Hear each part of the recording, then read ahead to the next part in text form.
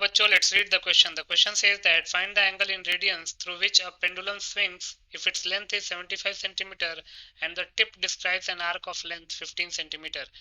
इस क्वेश्चन में एक पेंडुलम स्विंग कर रहा है। पेंडुलम की लेंथ 75 सेंटीमीटर दे रखी है और उसका पेंडुलम का जो टिप है वो एक आर्क बनाता है ऑफ लेंथ 15 सेंटीमीटर। तो पेंडुलम जब स्विंग करेगा तो कितना एंगल रेडियन में ड्रॉ करेगा, ये बताना है। बहुत ही सिंपल सा क्वेश्चन है।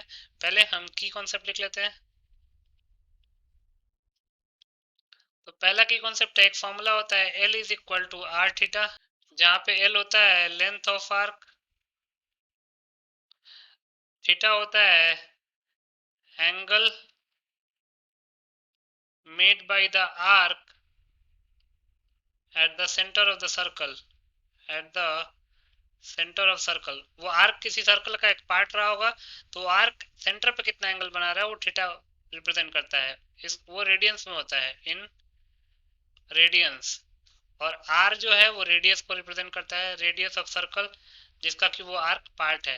तो इसको हम एक डायग्राम से समझते हैं, डायग्राम से ज़्यादा अच्छे से समझ में आएगा। तो आप देख सकते हैं ये आर्क है, इस आर्क की लेंथ मान लीजिए एल है और ये आर्क सेंटर पे, ये सर्कल का सेंटर है, सर्कल के सेंटर पे थीटा एंगल बना रहा है और ये रेडियस आर है।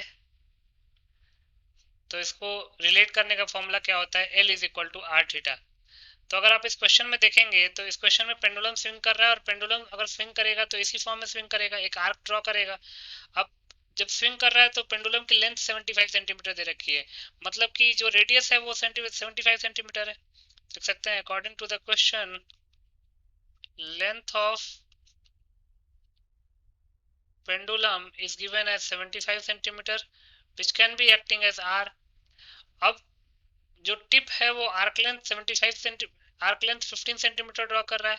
तो आर्क लेंथ गिवन है, arc length is given as 15 centimetre, जिसको हम एल से रिप्रेजेंट करते हैं।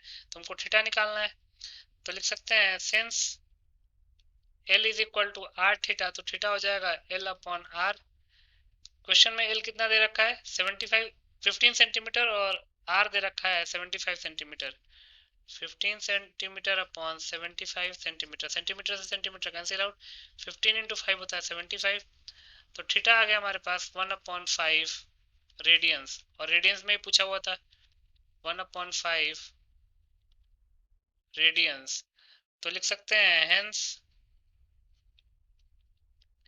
1/5 radians is the required answer. So 1/5 radians will be the final answer. I hope you understood it well. Best of luck.